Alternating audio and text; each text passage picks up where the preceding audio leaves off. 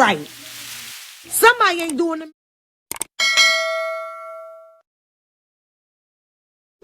I know one thing, they better free my girl Tasha. Free Tasha! Free Tasha, baby, but she need to learn how to lie. What it do, YouTube? It is your boy EJ, and I'm here with another review on what I told y'all in my last video. What I'm finna do is Power Book 2. Oh my God, Ghost. Baby, let me go ahead and tell you something. Book 2 is better than Book 1. Okay, I'm sorry. The original Power. Baby, let me tell you something. I know some of y'all hated Tariq in the beginning, you know, the episodes, but Book 2, I'm here for Tariq. I feel like we needed Ghost to be dead because that really kind of made Tariq kind of, you know, character arc grow. Like the whole thing, like we got Tasha up in jail, we got Mary J. Blige, we got the man that was from Woody something, whatever that boy is from the New Edition story. Like, we got so many characters up in here, y'all. It's so many different people, y'all. So the first character I'm gonna go ahead and get into is Tariq, and we're gonna go ahead and be right back.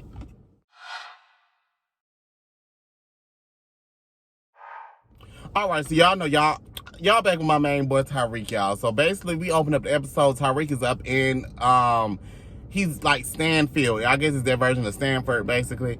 But basically he's up in, you know, there because, you know, last season that it was said that the only way he was gonna get his inheritance is if he graduates from college. So he was able to get Stern to get him up in Stansfield. He is in there.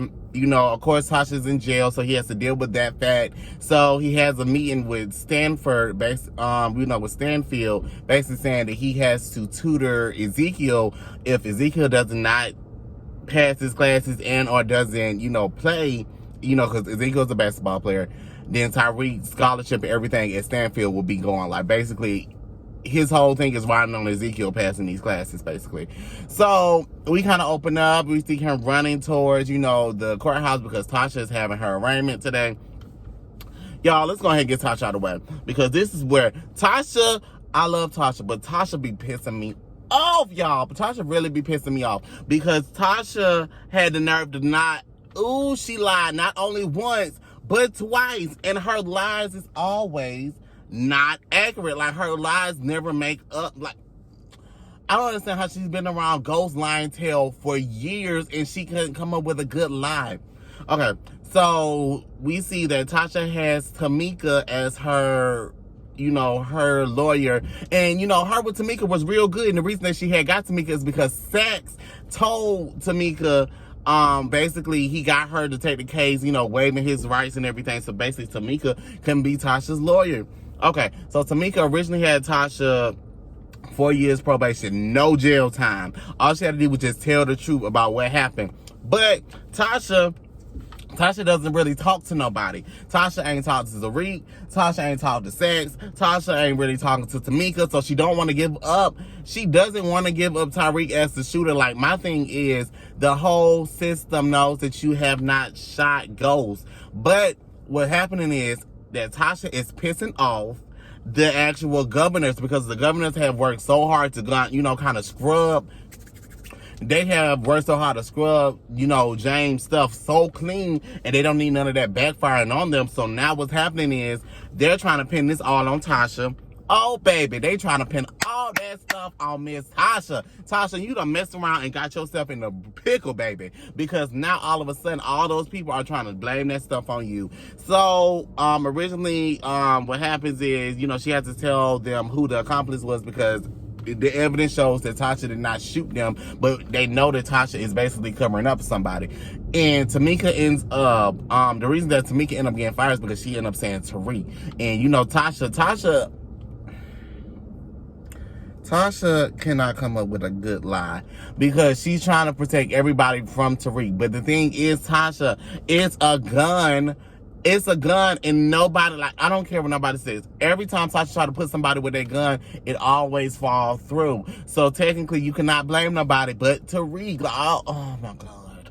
Courtney Gate Camp, girl, we got to talk because clearly you got Tasha going through this loop, okay, of not lying correctly. So what happening is, you know, she has Tamika. She fired Tamika, so that means that deal Tamika really got head went out the window because Tamika said, baby, I'm not finna be lying on this stage. You're not finna have me in here for perjury and I lose my license and you go to jail for the rest of your life. So Tamika ended up leaving. She ends up calling Tariq, telling her that basically you have to find you another, you have to find your mom another lawyer because I just got fired because she doesn't want to admit to what happens. So Tamika goes over there to Zach's house and she tells Zach what basically happened about Tasha ends up firing her. And Tasha, Zach is literally in a needle in a haystack, basically. He's in a pickle. He's like in the middle because he's scared that basically all of his stuff, him basically being, the top at the, the FBI basically is gonna go to shit, y'all. And he feels that Tasha's gonna end up flipping on him. And if you guys see in the middle of the episode, y'all, I'm telling y'all the most good parts because the episode was good, but this is just the beginning episode. It was a lot of character introductions and everything else. But most of the majority of the character really revolves around Tariq. So I'm gonna say Tariq really for last because he's really the GOAT. He's really like the most of the whole story of this episode.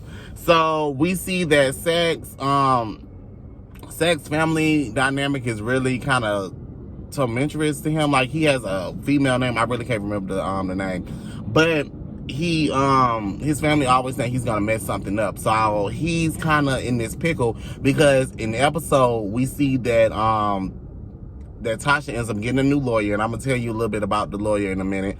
But she ends up getting a new lawyer, and the lawyer the lawyer name is Darius McQueen. He is basically the Black Proctor in a way because he doesn't need the truth to win a case, and he almost had Tasha's case if Tasha did not piss off the governor, because what happening is now they're trying to, like I said, they're trying to pin everything on Tasha, and that is really messing Tasha up. So now they trying to put her in for a kingpin. Basically, since they don't have nothing to put James on, they're trying to now pin all of that on Tasha, which doesn't make any sense. Because you cannot kind of tie Tasha to none of the murders. Now, they could tie her to Lakeisha. And let me tell you one thing that Tasha had pissed me off with. She tried to blame Tommy. Baby, why are you trying to blame Tommy? Tommy, okay, granted, Tommy was there. But I think Tommy had wore gloves when he was in there with Ghost or anything else. Technically, a lot of people was there. I don't understand why the whole sex bomb didn't go off first. Because technically, that would have been better than basically, okay, so what happened is Tasha was this close for basically getting off with probation. But as soon as it's gonna go down, Sax was given a paper by the governor basically saying that you need to go up there and tell her to drop the charges, and you have to charge the charges basically against Tasha for kingpin status, basically the needle. And now it went from a state court, went from a state, kind of jury. Now it's a federal case. So now Tasha got this federal case, and now she's gonna have to figure it out. So, all in all, episode 1 for Tasha is really a lot of information. Like, you guys gonna have to get you some popcorn, some candy, some chips, whatever you into, and you got to watch it because I'm rooting for Tasha. I feel like Tasha's gonna end up getting out. But I feel like the only reason that she didn't get out of episode 1 is because they needed Tasha more in this jail. But Tasha ain't gonna be in jail that much longer. I'm gonna get Tasha being up in jail until episode 7. That's my prediction. I'm gonna give her up to episode 7 because they need Tasha in jail for a little bit. Because I feel like eventually Tasha's gonna. It's no way. Like, if James didn't get prosecuted for none of this stuff, Tasha damn sure ain't getting prosecuted for none of that stuff. So, guys, that's pretty much, kind of wrap up Tasha's whole thing. Tasha trying to cover up for Tariq. Tariq has came to the resolution that he wants his mama to say, basically says the name. And I don't understand how Tommy was the name that she picked. Or maybe that was I need them to go back to season 1. I need them to go back to season 6 and see if maybe that was Tommy was supposed to be the fall guy for the whole situation. But guys, let's go ahead and get into Tariq. All right, y'all. So like I said, Tariq is up in Stansfield. He's doing his thing, Tariq is basically trying to get out of Stansfield, Stansfield in a little amount of years as possible. He's trying to do 3 years because he's trying to do this political studies basically basically he can go into this advanced placement program in college and basically get out in 3 years. The reason he's trying to do this is because remember, the will basically says that Tariq has to graduate college before he can get any access towards the money that Ghost has left him. Basically, none of the money was left to Tasha. But so he's in college, he's doing good, like I said, he has a meeting with with Stansfield, basically, that they have already assigned him to this basketball player called Ezekiel. And I'll go ahead and talk about Ezekiel as well. So Ezekiel is a basketball player. He looks like he's from the hood, but he doesn't kind of look it. So he's a star basketball player, but he doesn't really have the brains to be in Stansfield. So basically, it's like one of those minority basketball hire situation. Basically, you play basketball for us. We find somebody to do your work for you, and we just pass them as long as the work is correct. That's basically what they want Tariq to do, because if you see, the lady said that he was like, oh, okay, what subject am I tutoring him in? She said all of them.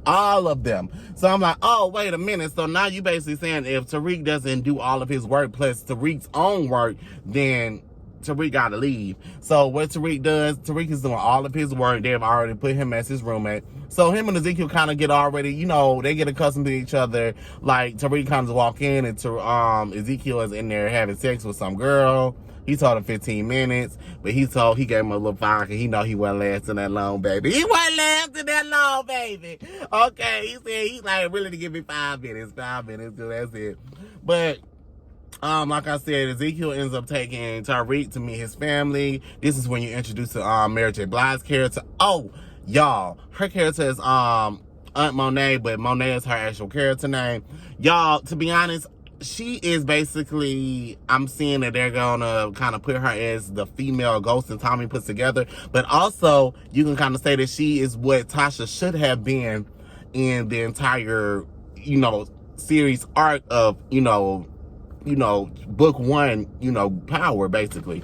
Because she's the wife of this notorious drug dealer, killer, basically. He's in jail. She has 2 kids by him. We really didn't get a lot of insight with the whole entire, the children. We kind of see that one child, the daughter, basically likes Tariq. So Tariq kind of has 2 love interests, which I'm going to get into Lauren as well. Lauren is a minority student, basically one of the 4 main black kids at the, Stansfield. She's in there. She kind of asked Tariq if he's gonna do the advanced placement because they need more, black people inside of there, basically to stand still. And we kind of see that's kind of going to be the love interest. Well, technically, he's going to be in a pickle because technically he has 2 different girls that he's interested in. And now he's trying to wave in both at the same time. But we'll see how those, love stories kind of interact, because you see in the next previews that Tariq is going to have, I really think he's going to have to choose between which one he kind of wants. And it's kind of affecting because now Ezekiel, that's his cousin, and now you got Lauren, who's at the school. So that's kind of going to be it. So we also see that Monet has a son. Monet's son is basically what Tariq would have been if they had grew up in, this is basically what it is.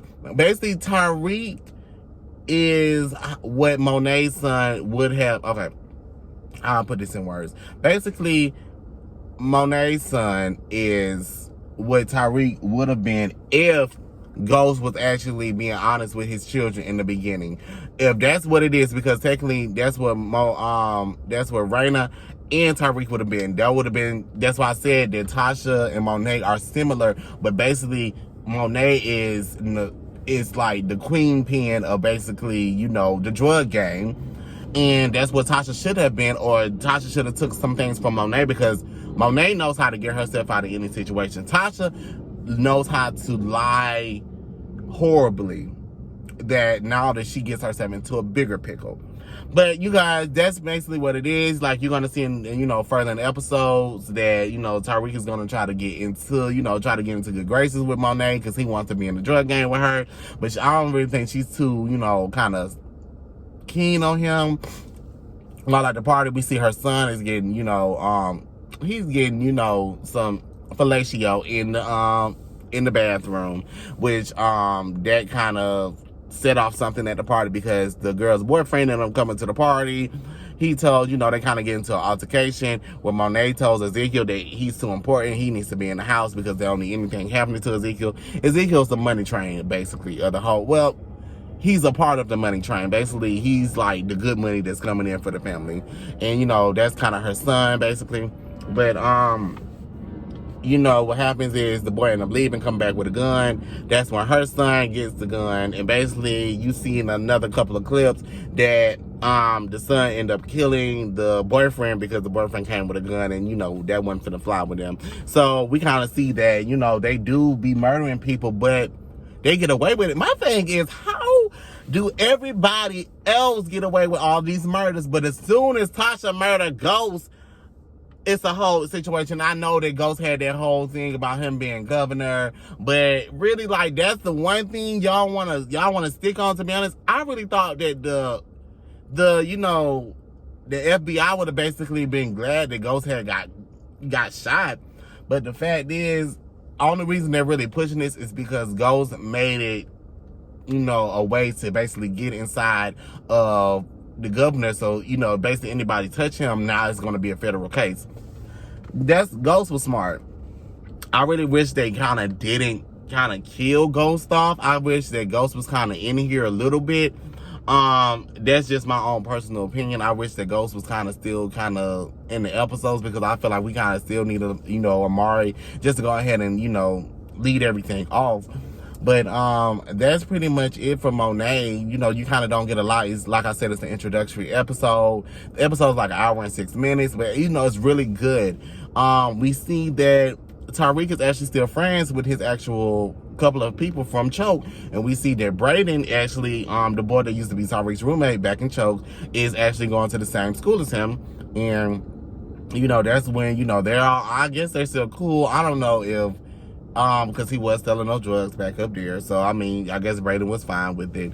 And, Brayden ended up telling him about Effie. Now, if y'all don't remember Effie is the girl that ended up selling Tariq down the river and got him expelled from Chokes. I don't mess with her.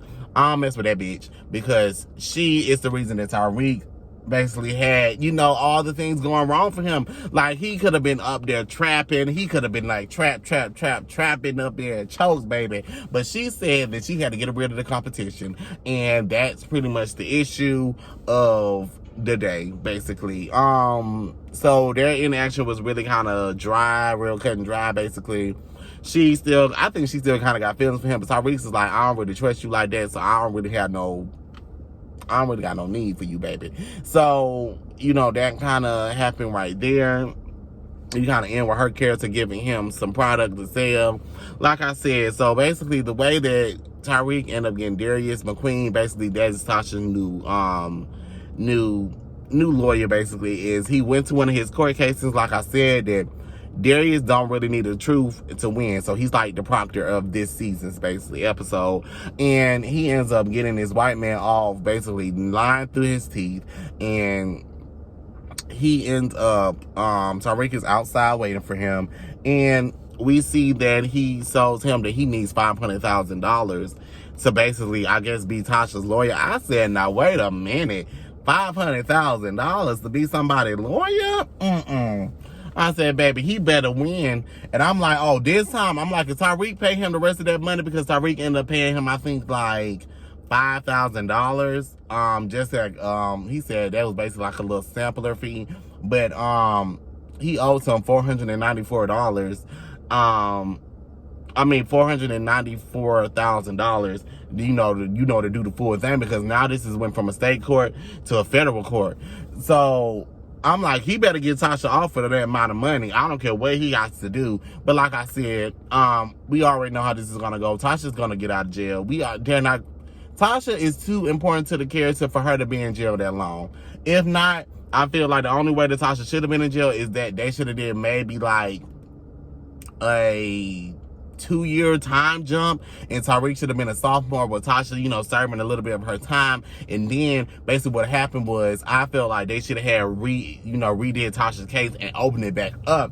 And basically that would have been a better thing, because then it would have kind of affected Tariq being in choke, because he's been there 2 years and now they're trying to reopen the case because they already know it's a lot of evidence basically now pointing to Tasha about the murders. That's how I already know this little whole federal case between that Sax put on is going to fall through, because if you haven't even got Ghost to do it, how are you going to get that? Like, now they're trying to ping it on Tasha, but it's going to fall through because Tasha doesn't have any,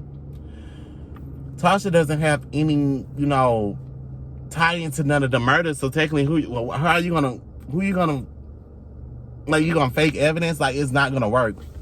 But anyways, guys, that pretty much was the episode. Am I missing anything in the episode? No. Basically, just go ahead and go back to the Ezekiel thing. He ends up having to do all of his work. He has like his own work. Oh, let's go ahead and talk about the counselor. So the counselor wants Tariq, you know, basically to be, you know, the best he can be. And Tariq ended up offering that he wants to be in an advanced placement program. But she's kind of a little hesitant. She was just like, are you sure? Because, you know, you can graduate in 3 years, but why are you trying to rush? Tariq's like, look, I have to take care of my family and I'm trying to get out the, you know, the fastest way I possibly can. So she ends up giving him this book that he has to read and basically give a, you know, like a verbal, you know, exam basically over the book. Tariq ends up going to sleep. He only gets through half of the book. So he already know half of the story, and he kind of flunks. He don't flunk, but basically his first meeting didn't kind of go well. So basically they give him a second chance. He ends up reading the whole book, connects him with it, and he basically he ends up renting them over basically. And what happens is he ends up taking what he learned and going over there to Darius and telling him basically to tell Tasha that if his mom loves him, she won't be afraid to say who the actual man is that shot Ghost, because he's not afraid anymore. Basically, so I was thinking that, oh, okay, so Tasha finna go ahead and say that it was Tariq, but I said, because they ain't finna mess that money up. I said what happening is basically is that I guess they had that plan that it was gonna be Tommy was gonna be the fall guy, but I'm like, it still wouldn't make no sense at the end of the day, because I'm like, I feel like Tommy, I really wanted them to say Sax, because Sax would have been a prime suspect, because Tariq can play Sax at the scene of the crime. So this is what's gonna happen. I don't know, maybe that's gonna fall. I feel like the chips is gonna fall where they may, okay? So like I said, there's a lot of stuff. So if you're not accustomed to Power, I'm gonna need you to go ahead and find a way to go back and watch Power 1 through 6 first, and then you hop into book 2, baby. Because you can't hop up in book 2 and not know what happened in, you know, seasons 1 through 6 of the original Power. But guys, that is my Power review, guys. Like I said, like, comment, and subscribe on this video. Let me know if you like this video, and I will be back again next week for Power episode 2. Y'all, if I didn't say in the beginning, this is Power book 2 episode 1, The Stranger. Guys, like I said, Power book 2 is a ton better and better. I think they got new writers. It is written really, really, really well. This, I really feel like maybe they got like a good 3 seasons, because I feel like with all of those different shows, because if you haven't noticed, now Tommy has his own show. So I really think that they're only gonna do probably like season 1, season 2 of book 2. Season 3 will go into Tommy's we're going to Tommy's episodes. I think he would get 2 seasons as well. Then after that, it will go into the Kanan story, and that will be like season 4 and 5.